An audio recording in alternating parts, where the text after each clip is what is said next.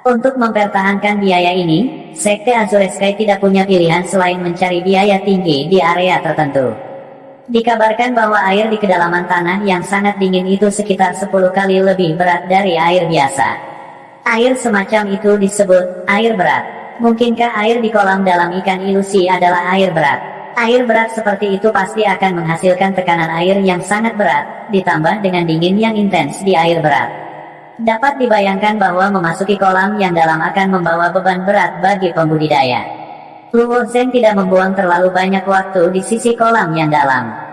200 poin dalam 2 jam, yang setara dengan 400 kristal kubik, benar-benar dapat digambarkan sebagai 1 inci emas dalam 1 inci waktu. Air deras di kolam yang dalam ini sangat kental. Ketika Luo Zheng melompat ke dalamnya, dia tidak membuat banyak percikan. Hanya riak yang muncul di permukaan air sebelum dia perlahan tenggelam ke bawah. Sangat cepat, Luo Zheng menyadari bahwa kecepatan menyelamnya sangat lambat. Ketika Luo Zheng telah menyelam sekitar 1 meter ke dalam kolam yang dalam, dia menyadari bahwa dia tidak bisa melangkah lebih jauh. Daya apung air yang deras ini sangat mengejutkan. Saya perlu mengatur pernapasan saya dan mencoba menyelam dalam posisi vertikal.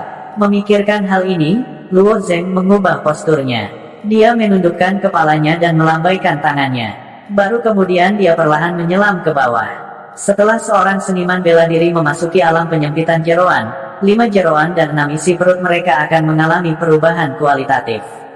Udara di paru-paru mereka akan secara otomatis bersirkulasi, memungkinkan mereka untuk memasuki kondisi pernapasan kura-kura. Karena itu, ketika Luo Zheng menarik napas dalam-dalam di pantai, itu sudah cukup baginya untuk menopang dirinya sendiri untuk waktu yang lama. Meskipun air deras di kolam yang dalam ini kental, airnya sangat jernih. Bahkan setelah menyelam sejauh 10 kaki, pemandangan di sekitarnya masih bisa terlihat dengan jelas. Sebelumnya, dia telah membaca pengantar ilusion Fish Deep Pool. Kolam dalam ikan ilusi ini hampir tak berdasar. Dikatakan bahwa para ahli realem refleksi surgawi dari Sekte Awan Biru pernah menyelam hingga kedalaman 300 meter. Namun, lebih jauh ke bawah adalah tempat yang belum pernah dicapai oleh siapapun. Menurut tempat-tempat yang telah dijelajahi, ada total 10 lapisan. Lapisan pertama adalah dari permukaan air hingga kedalaman 30 meter. Lapisan kedua adalah 30 hingga 60 meter. Begitu seterusnya dan seterusnya. Setelah 300 meter, itu adalah lapisan ke-10. Ini adalah pertama kalinya Luo Zheng memasuki ilusion Fish Deep Pool. Dia tidak menetapkan tujuan yang sulit untuk dirinya sendiri. Namun, dengan begitu banyak poin yang dikurangi dalam 2 jam ini, Luo Zheng pasti akan memanfaatkannya dengan baik. Mari kita lihat kedalaman seperti apa yang bisa aku capai. Luo Zheng melambaikan tangannya, menyingkirkan lapisan air berat di depannya, dan perlahan maju ke bawah. Ketika Luo Zheng turun sekitar 20 meter, dia tiba-tiba melihat benda kuning perlahan mendekat dari tidak jauh darinya. Luo Zheng memfokuskan matanya dan melihat bahwa itu adalah makhluk berkepala ikan dengan tubuh manusia. Orang ikan ilusi. Sebelum datang ke ilusion Fish Deep Pool, Luo Zheng sudah memiliki pemahaman tertentu tentang Deep Pool ini. Di sekitar ilusion Fish Deep Pool, ada susunan ilusi skala besar yang dipasang. Area ilusi skala besar ini dibangun di sekitar ilusion Fish Deep Pool. Karena itu adalah susunan ilusi kuno, dikatakan bahwa konsumsi batu kristal juga cukup mencengangkan. 30 tahun yang lalu, seseorang di Sekte Awan Biru merasa bahwa susunan ilusi kuno ini menghabiskan terlalu banyak batu kristal, dan ingin menghentikan kolam dalam ikan ilusi, area budidaya rahasia ini, untuk menghemat uang. Tapi usulan orang itu ditentang keras oleh banyak murid Blue Cloud Sect. Karena banyak bentuk kehidupan Xiantian merasa bahwa efek berkultivasi di kolam dalam ikan ilusi cukup baik, dan banyak bentuk kehidupan Xiantian berkultivasi di kolam dalam ini, dan dengan bangga menerobos belenggu mereka. Oleh karena itu, meskipun ilusion Fish Deep Pool dipertahankan, karena konsumsi batu kristal yang berlebihan untuk mempertahankan ilusi arai, biaya penggunaan ilusion Fish Deep Pool semakin tinggi. Dari awal, itu adalah 50 poin, dan telah meningkat hingga 200 poin saat ini. Orang ikan ilusi yang benar-benar kuning itu memegang tombak panjang hitam di tangannya saat ia dengan gesit berenang di air yang deras. Semua manusia ikan adalah perenang alami. Kulit mereka memiliki lapisan tipis selaput lendir yang lengket, dan lapisan selaput lendir inilah yang memungkinkan mereka untuk bergerak bebas di dalam air. Selain itu, kepala ikan besar mereka juga memiliki dua insang, yang tidak hanya memungkinkan mereka untuk bertahan hidup di pantai, tetapi juga memungkinkan mereka untuk menyerap oksigen di dalam air. Setelah manusia ikan kuning itu menemukan Luo Zeng, sepasang kaki seperti katak di belakangnya menendang keras di dalam air, dan bergegas menuju Luo Zeng. Pada saat yang sama, sepasang tangannya yang bersisik memegang tombak hitam, dan menusuk ke arah Luo Zeng. Sosok Luo Zeng bergerak sangat lambat di air yang deras. Pada saat ini, ketika dia melihat tombak hitam itu menusuk ke arah tubuhnya, sangat sulit baginya untuk menghindarinya. Dia melambaikan tangannya, ingin mengandalkan menyelam dengan cepat untuk menghindari serangan manusia ikan ini. Namun, setelah melambaikan tangannya terus-menerus selama puluhan kali, dia hanya mampu menyelam sejauh 2 meter. Dibandingkan dengan manusia ikan yang gesit itu, yang hanya membutuhkan waktu untuk berenang puluhan meter di air yang deras, kecepatan Luo Zeng dapat digambarkan sebagai kecepatan kura-kura. Tombak hitam di tangan manusia ikan memotong lapisan air yang deras, dan langsung menuju tubuh Luo Zeng. Tepat ketika ujung tombak hendak menusuk Luo Zeng, pada saat putus asa, Luo Zeng tiba-tiba menggerakkan tubuhnya. Seluruh tubuhnya meringkuk seperti udang goreng. Kelengkungan Luo Zeng lah yang secara paksa menghindari tombak hitam manusia ikan itu. Setelah menghindari tombak manusia ikan kuning, Luo Zeng kembali berguling di air yang deras. Saat dia menghindar, dia melakukan serangan balik. Kebanyakan seniman bela diri akan melakukan ini. Luo Zeng berpikir dalam hati bahwa jika dia melakukan gulungan ini, dia akan dapat menangkap manusia ikan itu dengan mengulurkan tangannya. Namun, ketika dia berbalik dan perlahan mengulurkan tangannya ke arah itu, dia menyadari bahwa tidak ada apa-apa di depannya. Manusia ikan itu hanya menggunakan sepasang kakinya yang seperti katak untuk segera meninggalkan jangkauan serangan Luo Zeng. Melihat adegan ini, Luo Zeng juga mengungkapkan sedikit senyum pahit di wajahnya. Jika dia ingin berurusan dengan manusia ikan ini di pantai, itu akan semudah mengangkat jari. Namun, di lingkungan air deras ini, itu sangat sulit. Ini juga merupakan arti penting dari ilusion fishbowl. Itu menggunakan intensitas tinggi dari tekanan air yang berat untuk menekan seniman bela diri dan terjerat dengan orang-orang ikan di air yang dalam. Pada awalnya, seniman bela diri ini mungkin tidak dapat beradaptasi dengannya. Gerakan mereka canggung, dan gerakan mereka lambat. Mereka bahkan mungkin terluka dalam susunan ilusi ini. Namun, karena seniman bela diri secara bertahap beradaptasi dengan tekanan air yang deras, mereka akan terus-menerus mengatasi kesulitan bergerak di air yang deras. Pemanfaatan kekuatan dan pemahaman mereka tentang pertempuran akan memiliki lompatan kualitatif. Terutama ketika para seniman bela diri itu meninggalkan air yang deras dan kembali ke pantai, mereka akan merasakan gelombang relaksasi di seluruh tubuh mereka. Setelah manusia ikan itu berenang ke depan untuk beberapa saat, ia berbalik dan menyerang Luo Zeng sekali lagi. Ini tidak akan berhasil. Jika ini terus berlanjut, aku tidak akan bisa melakukan apapun pada manusia ikan itu. Luo Zeng merenung dalam hatinya saat alisnya sedikit berkerut. Ekspresi Luo Zeng sedikit berubah. Dengan jentikan ringan jarinya, esensi esensial iblis surgawi melesat keluar dari jarinya. Esensi esensial iblis surgawi membawa sedikit cahaya bintang saat perlahan menyebar melalui air yang deras. Kecepatan di mana esensi esensial iblis surgawi menyebar melalui air yang deras tidak cepat. Luo Zeng dengan aneh menemukan bahwa kendalinya atas esensi esensial iblis surgawi tidak semudah di luar.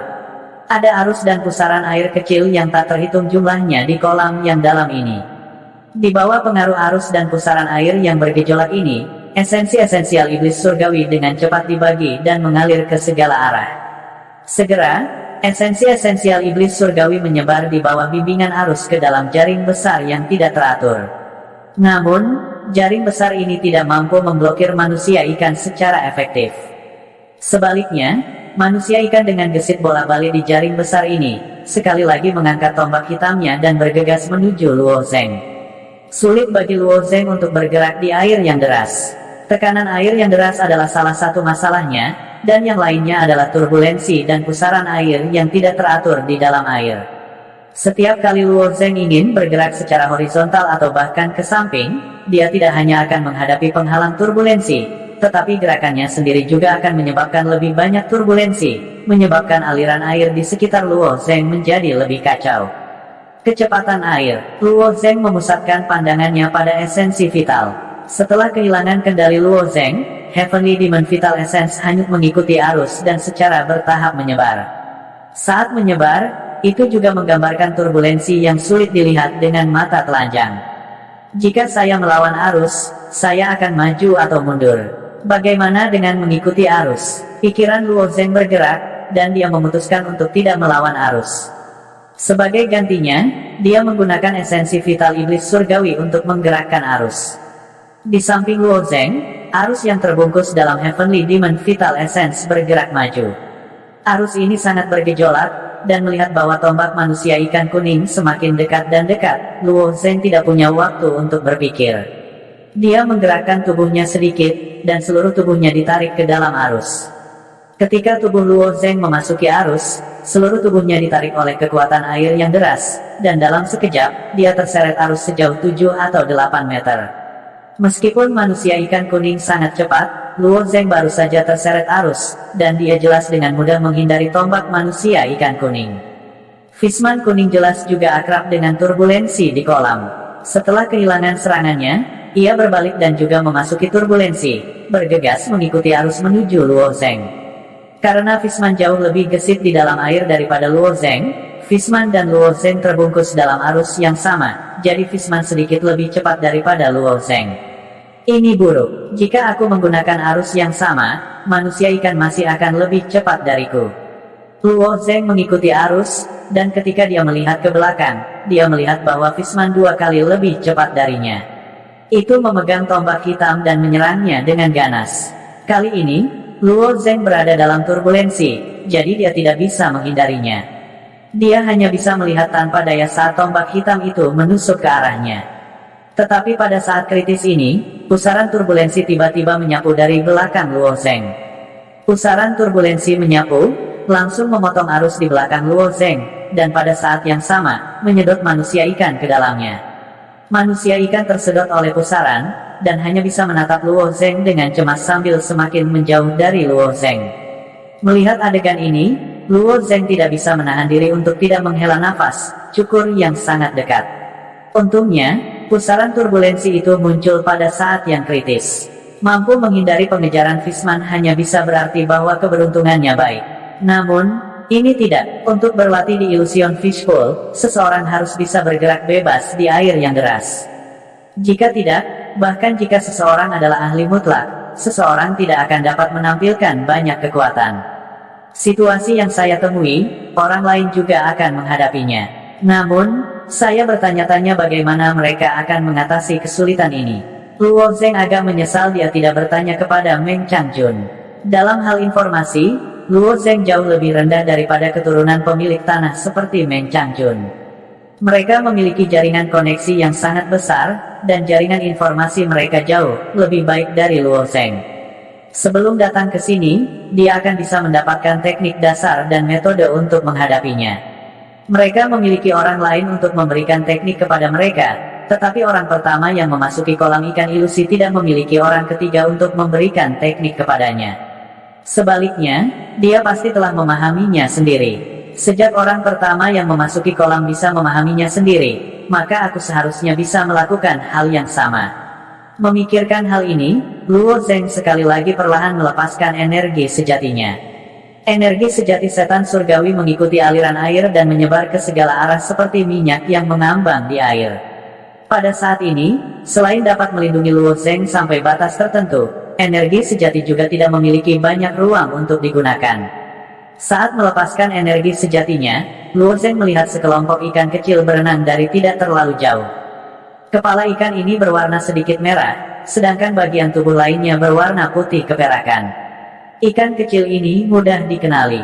Mereka adalah makanan merah, yang bisa dimakan oleh seluruh domain timur. Sekolah Red Sharks berenang sembarangan di air. Sebagai perbandingan, gerakan mereka di air jauh lebih gesit daripada manusia ikan. Mereka tidak terpengaruh sedikit pun oleh aliran air. Bagi mereka, berpindah dari satu aliran air ke aliran air lainnya adalah sesuatu yang bisa dilakukan hanya dengan mengayunkan ekor mereka. Gelombang, ekor, melihat postur renang ikan mas merah, hati Luo Zeng sedikit bergetar. Ikan mengandalkan gerakan ekornya untuk menghasilkan tenaga penggerak, yang memungkinkan mereka bergerak gesit di dalam air. Manusia ikan kuning, di sisi lain, menggunakan kakinya untuk menghasilkan kekuatan untuk bergerak maju. Ia juga bisa berenang dengan cepat di air, tetapi kecepatan dan kelincahannya jauh lebih lambat daripada ikan mas merah. Adapun Luo Zeng sendiri, dia mengandalkan tangan, kaki, dan bahkan tubuhnya untuk bergerak kikuk di dalam air. Kadang-kadang, ketika Luo Zeng sedang terburu-buru, dia bahkan mundur alih-alih bergerak maju.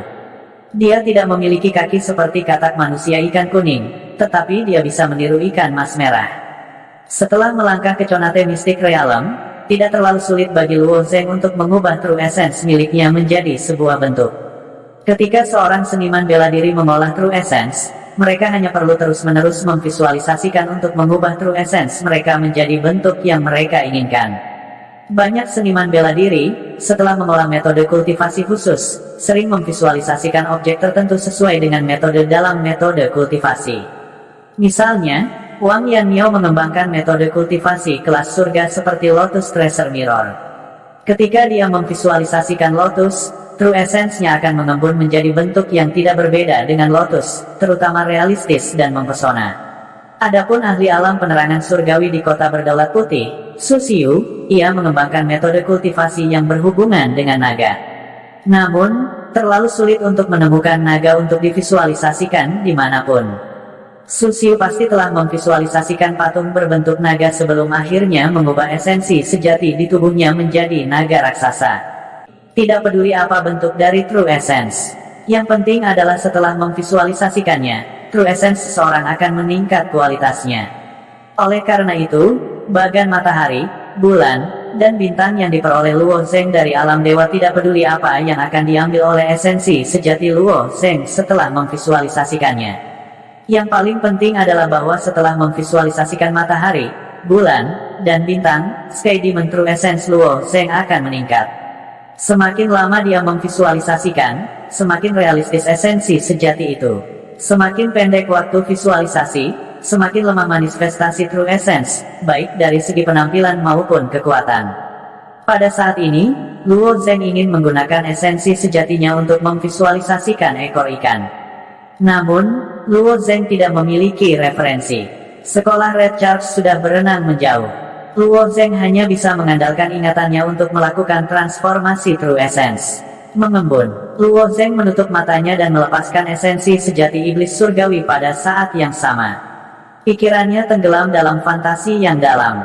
Dia mati-matian mencari pikirannya, mencari kesan dia tentang ekor ikan. Di bawah kendali Luo Zeng, Heavenly Devil True Essence dengan cepat berkumpul dan terus-menerus mengembun menjadi bentuk yang diinginkannya sesuai dengan imajinasi Luo Zeng. Setelah beberapa saat, Luo Zeng membuka matanya dan melihat ke belakang. Dia ingin melihat seperti apa ekor ikan yang telah dia padatkan itu. Tetapi ketika dia menoleh dan melihat ke bawah, dia tidak bisa berkata-kata. Bagaimana itu terlihat seperti ekor ikan? Belum lagi itu seperti manusia hidup, Luo Zeng tidak punya cukup waktu untuk memvisualisasikan seekor ikan. Dia hanya perlu memvisualisasikan bentuk umumnya, jadi, ekor ikan, ini bahkan tidak memiliki warna apapun. Itu hanya massa hitam murni. Tidak hanya itu, seluruh ekor ikan tampak seperti digigit anak anjing. Ujung-ujungnya bergelombang, dan tidak ada satu bagian pun yang utuh. Ada juga beberapa lubang besar di tengah ekor ikan. Luo Zeng mencoba mengendalikan pergerakan ekor ikan ini, tetapi di bawah kendalinya, ekor ikan memang bergerak, tetapi air bocor melalui tepi ekor ikan yang sangat tidak beraturan dan lubang di ekor ikan. Efeknya tidak bagus. Meskipun gerakan ekor ikan yang dibuat secara kasar ini memang menghasilkan dorongan kecil, kekuatannya terlalu kecil untuk menyelesaikan masalah Luo Zeng saat ini. Dia hanya bisa mencoba bermeditasi lagi. Pada saat ini, ada sekelompok ikan mas merah di sebelah kiri Luo Zeng, bergegas ke arahnya. Ikan mas merah ini tidak takut pada manusia. Sekelompok besar ikan mas merah ramai, hampir menutupi Luo Zeng. Kiri, kanan, dan samping Luo Zeng hampir semuanya berwarna merah. Melihat ikan mas merah itu, Luo Zeng berpikir dalam hati, jika efek dari manifestasi True Essence melalui ingatannya sendiri memang tidak baik, maka saya mungkin juga menggunakan ikan mas merah sebagai referensi untuk memvisualisasikan. Memikirkan hal ini, Luo Zeng dengan hati-hati menjangkau ikan mas merah itu. Persepsi ikan sangat sensitif. Untungnya, Luo Zeng tidak melepaskan sedikit pun niat membunuh. Banyak ikan mas merah tidak menghindari tangan Luo Zeng, merayap di sepanjang tangan Luo Zeng, dan sesekali menyentuh kulit Luo Zeng. Setelah Luo Zeng melihatnya, dia tiba-tiba mengulurkan tangan dan mencubit ikan mas merah di tangannya. Ikan mas merah masih menggerakkan ekornya, mencoba melepaskan diri dari tangan Luo Zeng, tetapi bagaimana seekor ikan kecil dapat melepaskan diri dari kekuatan Luo Zeng? Ketika ikan mas merah lainnya melihat bahwa Luo Zeng telah menangkap satu, mereka tiba-tiba berhamburan. Kelompok ikan mas merah yang pada tiba-tiba melarikan diri, hanya menyisakan satu di tangan Luo Zeng. Luo Zeng menatap ikan mas merah di tangannya pada saat ini, mengambil kesempatan untuk mulai memvisualisasikan. Dia memancarkan esensi sejati iblis surgawi dari tubuhnya, dan sekali lagi mulai memanifestasikan esensi sejati. Dengan referensi di depannya, tentu saja lebih mudah untuk divisualisasikan.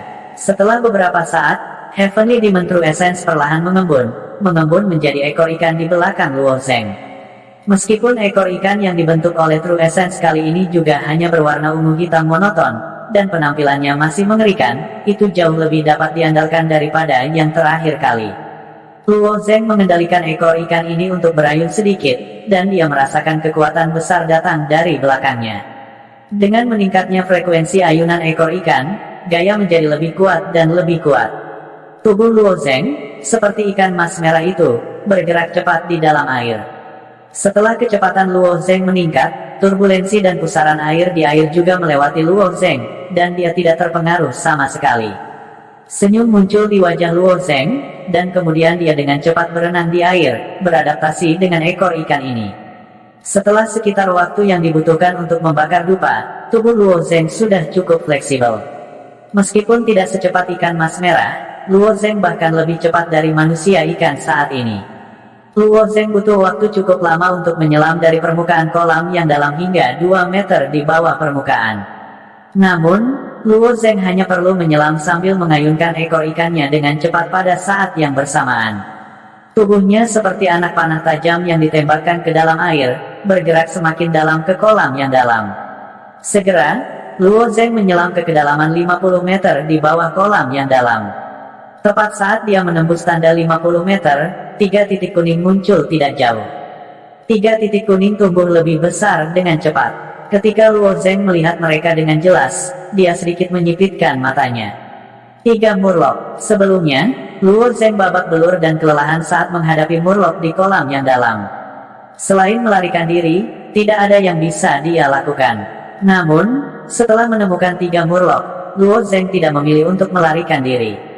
Sebaliknya, dia mengayunkan ekor ikannya ke belakang dan menyerang ketiga murloc. Ketika ketiga murloc menemukan Luo Zeng, mereka membentuk formasi segitiga dengan 1 di depan dan 2 di belakang, menerkam ke arah Luo Zeng. Mereka masih memegang tombak hitam di tangan mereka, dan ujung tombak yang tajam bersinar samar di dalam air.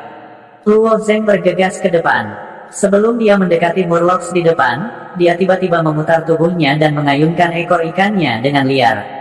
Menggunakan kekuatan ekor ikannya, seluruh tubuh Luo Zeng berputar-putar, memaksa para murloc untuk menghindari tombak yang masuk. Pada saat yang sama, dia berputar di belakang keluarga murloc dan mengulurkan tangan untuk meraih kepala besar mereka. Kepala murloc ini adalah yang paling keras dan memiliki karapas alami yang tebal. Namun, setelah tangan Luo Zeng tertuju pada mereka, dia bisa sepenuhnya melepaskan kekuatannya yang tak tertandingi. Tangan Luo Zeng dengan paksa merobek kepala keluarga murloc. Setelah seluruh kepala terkoyak, murlocs pasti mati. Tidak lama kemudian, murlocs berubah menjadi sinar cahaya berwarna-warni dan menghilang ke dalam air. Murlocs di Illusion Fishpool dibentuk oleh formasi ilusi kuno di sekitar kolam. Mereka bukanlah eksistensi nyata, hanya ikan mas merah yang bisa dianggap sebagai penghuni asli tempat ini. Setelah berurusan dengan murloc pertama, 2 murloc lainnya mengacungkan tombak hitam mereka dari 2 sudut yang berbeda dan menusuk ke arah Luo Zeng. Reaksi Luo Zeng jauh lebih cepat daripada para murloc ini. Hanya saja dia tidak terbiasa dengan air sebelumnya. Sekarang dia secara bertahap menguasai berenang di air yang deras, menghindari 2 tombak secara alami bukanlah masalah.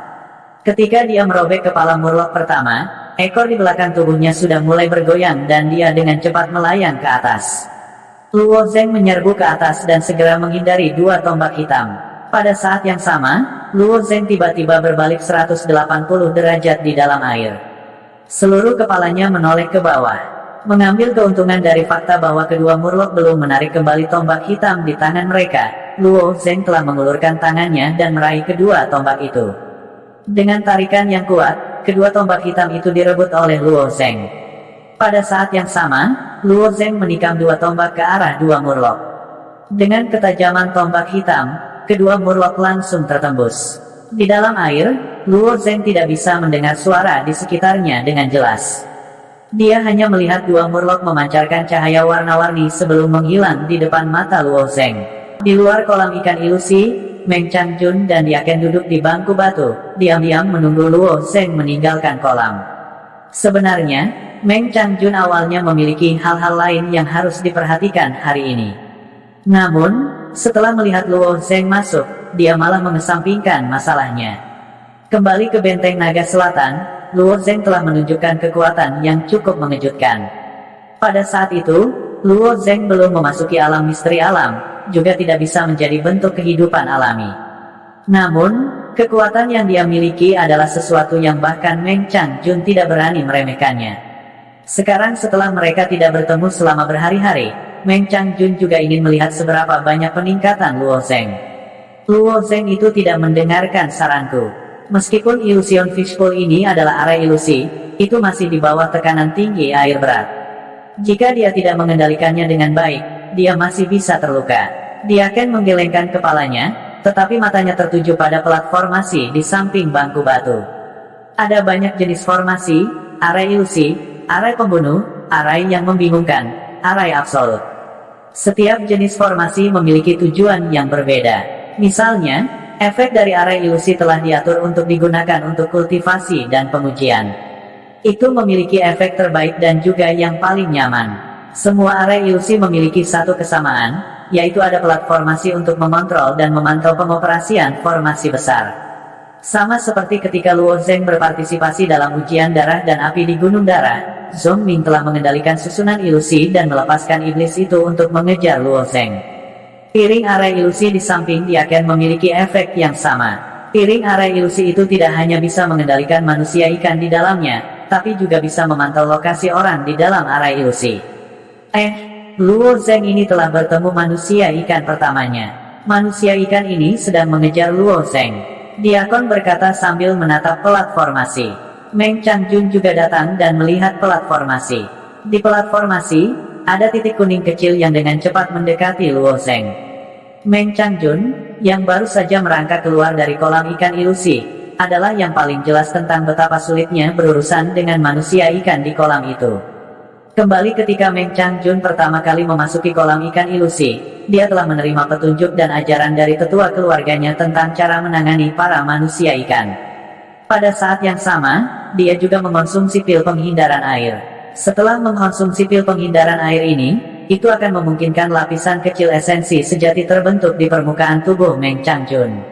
Dengan lapisan true essence ini, kecepatan gerakannya di dalam air akan meningkat 50%. Meskipun dia telah membuat banyak persiapan, ketika Meng Changjun bertemu dengan manusia ikan pertamanya, dia masih dalam keadaan yang sangat menyesal. Setelah menghindar beberapa kali, dia ditikam oleh manusia ikan dan secara paksa dikeluarkan dari air oleh barisan ilusi. Luo Zeng bukan anggota rumah tangga pemilik tanah. Dari kelihatannya, dia sepertinya tidak mengerti kolam ikan ilusi sama sekali. Masih terlalu dini baginya untuk bergegas turun seperti ini, kemungkinan besar akan dibunuh dari air oleh manusia ikan ini. Meskipun Meng Changjun sangat memikirkan Luo Zeng, dia juga tidak percaya bahwa Luo Zeng akan dapat menghindari serangan manusia ikan ketika dia baru saja memasuki Illusion Fishbowl. Luo Zeng adalah seorang jenius, tetapi seorang jenius tidak maha kuasa. Sangat cepat, setelah titik kuning kecil mendekati Luo Zeng, itu meluncur melewati sisi Luo Zeng. Anak ini beruntung. Serangan pertama manusia ikan tidak mengenai Luo Zeng, dia akan mencibir. Sebagai seorang diaken, dia telah menjaga Illusion Fishbowl selama bertahun-tahun. Secara alami, dia telah melihat semua jenis situasi. Meng Changjun mengangguk. Dia cukup beruntung untuk menghindarinya pertama kali, tapi sekarang dia pasti bingung. Kurasa akan sulit untuk menghindarinya untuk kedua kalinya. Saat Meng Changjun selesai berbicara, dia melihat titik kuning kecil menyerang Luo Zeng lagi. Namun, Luo Zeng masih menghindarinya. Segera setelah itu, disarai menunjukkan bahwa Luo Zeng bergerak cepat, dan titik kuning kecil mengejar di belakangnya. Pada akhirnya, titik kuning kecil itu benar-benar disingkirkan oleh Luo Zeng. Hehe, keberuntungan anak ini benar-benar tidak hanya baik-baik saja. Meng Changjun tidak berbicara, tatapannya masih tertuju pada Araidis. Pada akhirnya, Araidis menunjukkan bahwa Luo Zeng tidak banyak bergerak, tetapi mengambang di air dengan linglung. Apa yang dia pikirkan? Apakah kamu tidak berani menyelam lagi? Diakon melihat ke Araidis dan berkata dengan cemberut. Beberapa orang, demi reputasi mereka, dan untuk mencegah orang lain berpikir bahwa mereka tidak bisa bertahan lama di Illusion Fishbowl, hanya akan menyelam ke dalam kolam, mencari tempat tersembunyi, dan menunggu waktu habis. Lagi pula, untuk beberapa anggota rumah tangga pemilik tanah, reputasi lebih penting daripada poin Azure Cloud Sec atau Fang Crystal Stone. Namun, Meng Changjun menggelengkan kepalanya, Luo Zeng bukan anggota keluarga pemilik tanah. Tentu saja, Luo Zeng tidak akan melakukan itu. Reputasi ilusi itu tidak ada hubungannya dengan dia. Selain itu, meskipun dia kaya, dengan puluhan ribu Fang Crystal Stone, dia tidak bisa menghabiskan uang seperti ini. Bahkan jika itu 200 poin per jam, Luo Zeng akan merasakan hatinya sakit. Mengapa dia membuang waktu di dalam? Disarray ini hanya bisa mengunci posisi Luo Zeng, tetapi tidak bisa melihat pemandangan di dalamnya. Terlebih lagi, kelompok ikan kari merah tidak diciptakan oleh susunan ilusi ini, sehingga cakram susunan itu tidak dapat mendeteksi ikan kari merah.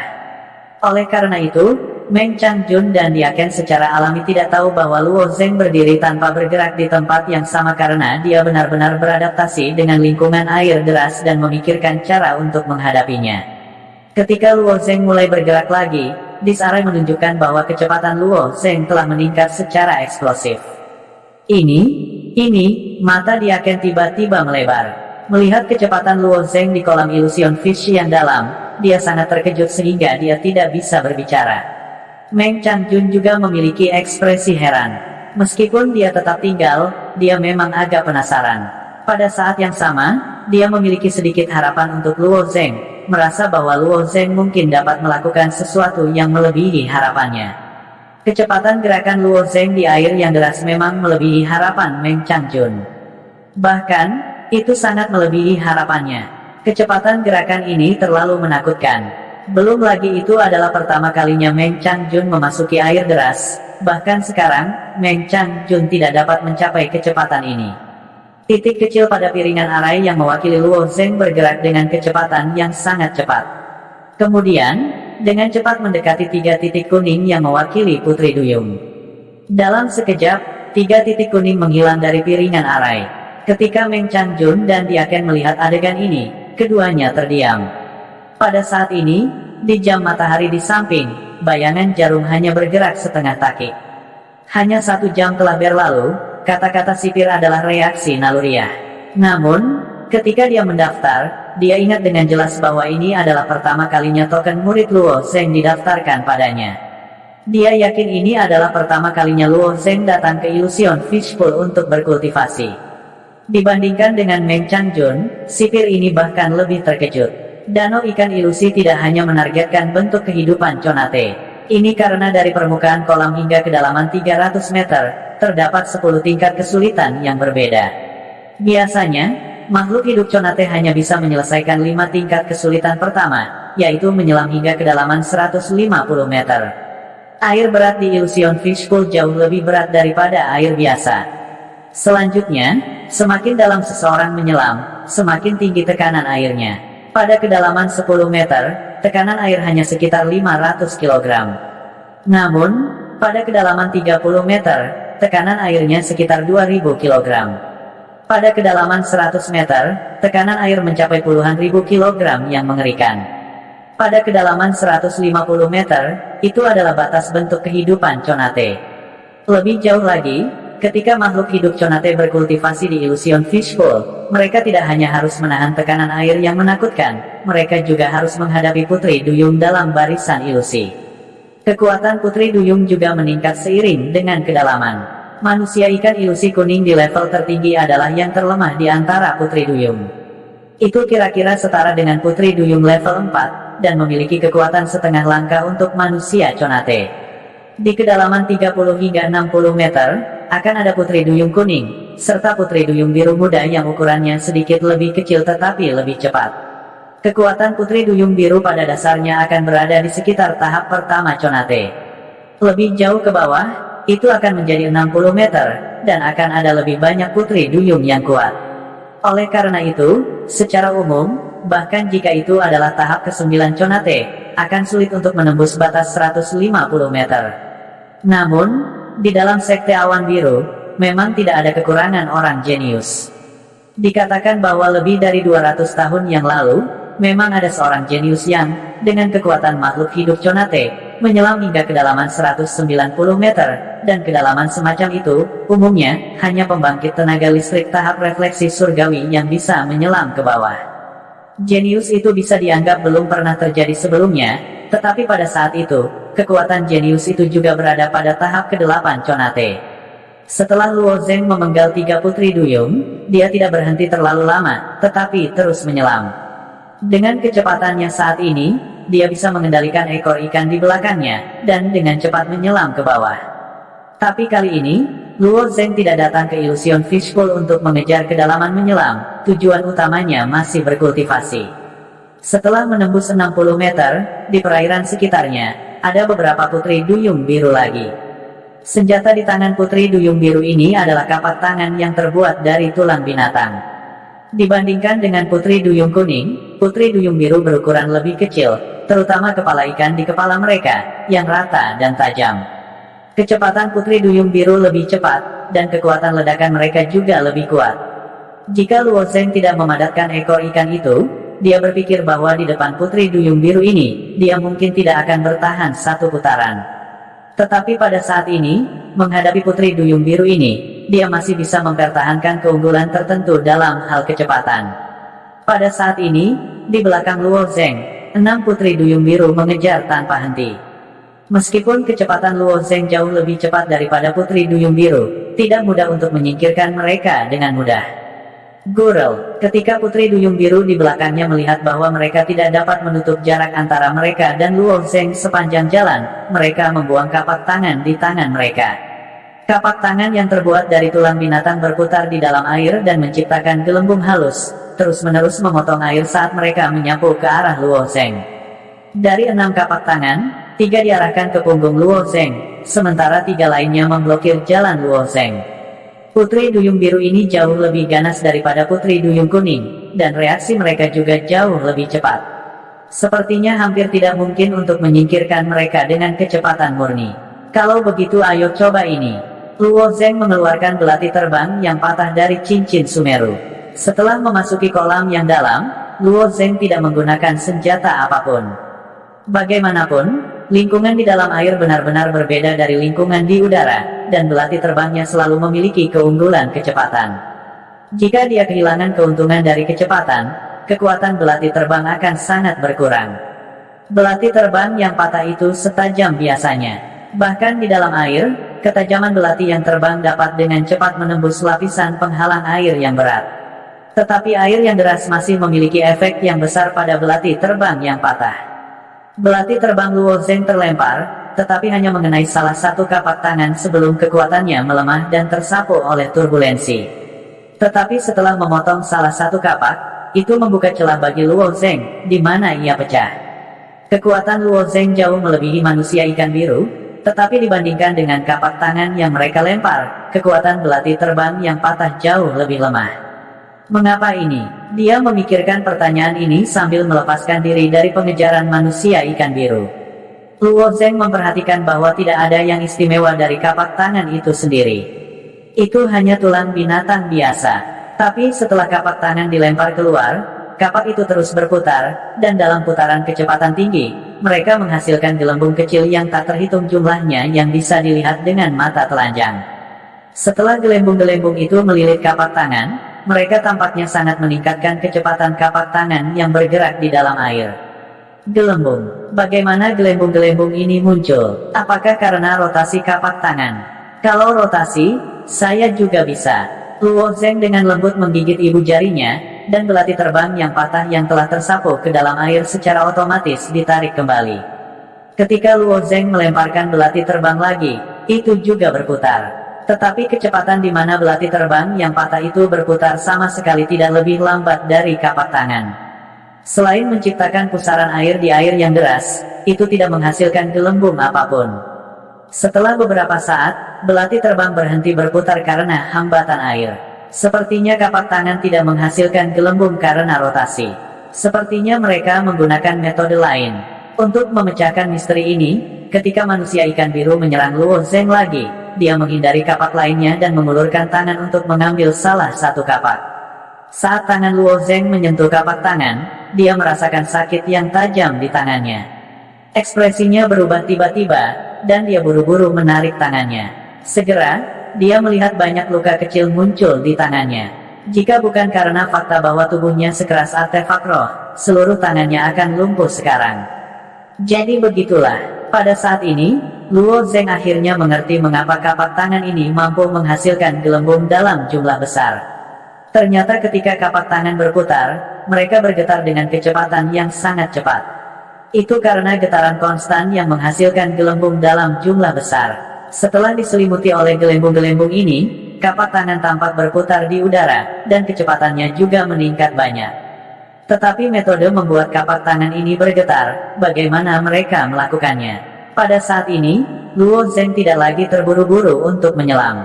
Tujuannya memasuki ilusion fishbowl adalah untuk berkultivasi. Jika dia bisa mempelajari kemampuan apapun di ilusion fishbowl, poin yang dia habiskan akan sepadan.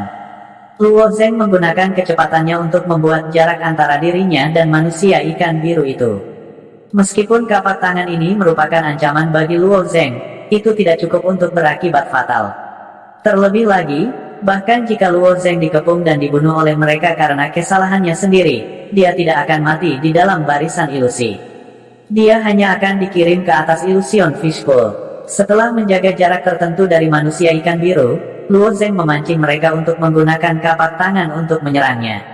Begitu manusia ikan biru itu bergerak, Luo Zeng tiba-tiba melihat dengan jelas bahwa cakarnya yang pendek dan kuat menjadi kabur dalam sekejap. Pada saat yang sama, kapak tangan di tangannya juga menjadi buram. Seperti yang diharapkan, pada saat kapak tangan dilempar, cakar manusia ikan itu bergetar dengan kecepatan yang sangat cepat. Luo Zeng menatap tajam pada manusia ikan itu. Pada saat yang sama bergetar, sejumlah besar gelembung udara kecil tiba-tiba muncul. Hanya ketika gelembung udara membentuk jumlah tertentu dan menyelimuti seluruh kapak tangan, manusia ikan membuang kapak tangan.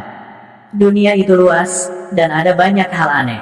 Segala macam bunga dan tanaman aneh, burung dan binatang buas, semuanya memiliki kemampuan mereka sendiri. Sebenarnya, manusia ikan biru ini tidak dapat dianggap sebagai makhluk yang sangat kuat, tetapi juga memiliki kemampuan khusus sendiri. Getaran berfrekuensi tinggi seperti itu adalah sesuatu yang tidak dapat dicapai oleh banyak makhluk, tetapi ia dapat mengandalkan kaki depannya sendiri yang kuat dan kuat untuk mencapainya. Tubuh kedagingan manusia biasa akan kesulitan menaikkan frekuensi getaran ke tingkat yang menakutkan. Tetapi tubuh kedagingan Luo Zeng tidak memiliki masalah ini. Pertama, kekuatan tubuh kedagingannya jauh lebih besar daripada orang biasa, dan dapat menahan efek negatif dari getaran pada tubuh kedagingannya. Kedua, tangan kanannya bertatahkan Feng Xiang kristal.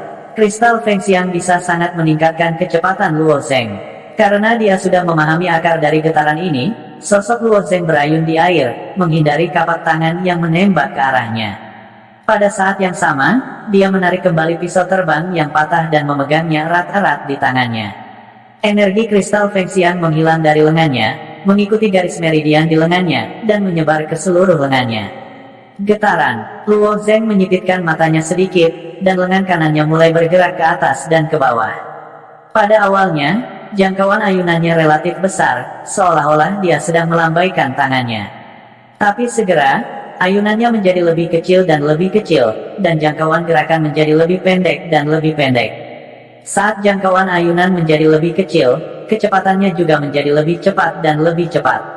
Setelah beberapa saat, seluruh lengan Luo Zeng secara bertahap menjadi kabur. Meskipun diketahui bahwa itu adalah lengannya, karena kecepatan getarannya yang tinggi, sulit untuk melihatnya dengan mata telanjang. Pada saat yang sama, sejumlah besar gelembung pecah mulai diproduksi di sepanjang lengan Luo Zeng. Gurel, gurel, lengan Luo Zeng seperti air mendidih. Setelah gelembung bergulir dihasilkan, mereka segera melayang menuju bagian atas kolam yang dalam. Selain lengan Luo Zeng, pisau terbang yang patah di tangan kanannya juga bergetar dengan frekuensi yang sangat tinggi. Saat bergetar dengan kecepatan tinggi, Luo Zeng tiba-tiba melemparkan pisau terbang yang patah.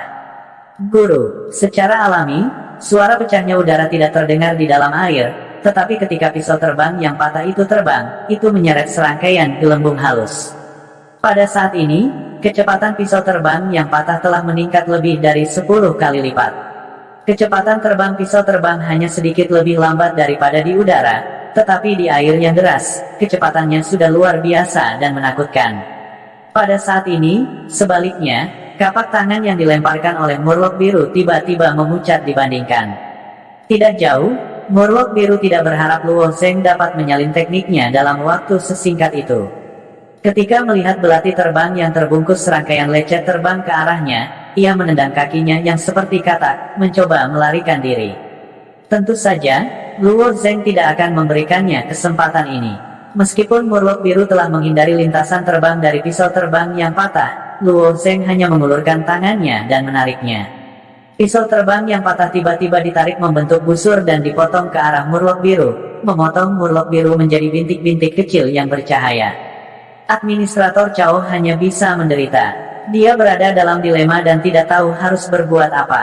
Dia ingin mengaktifkan arai, tetapi ketika dia melihat ekspresi Meng Changjun, dia tidak berani. Di sisi lain, jika dia ingin membujuk Pei Hen, itu bahkan lebih mustahil. Dia memahami temperamen Pei Hen dengan sangat baik. Dikatakan bahwa orang-orang dari klan Meng tahu bagaimana menilai situasi. Saya pikir Meng Changjun, Anda masih kurang dalam aspek ini. Pei Hen menatap Meng Changjun dan tertawa dingin. Gelombang aura perlahan menyebar dari tubuhnya. Meskipun alam lingkaran penuh Xiantian tidak dapat dibandingkan dengan alam penerangan dewa, itu hanya selangkah lagi dari alam penerangan dewa. Cerita bersambung. Terima kasih yang telah menonton. Jangan lupa like, comment, and subscribe, karena subscribe itu gratis.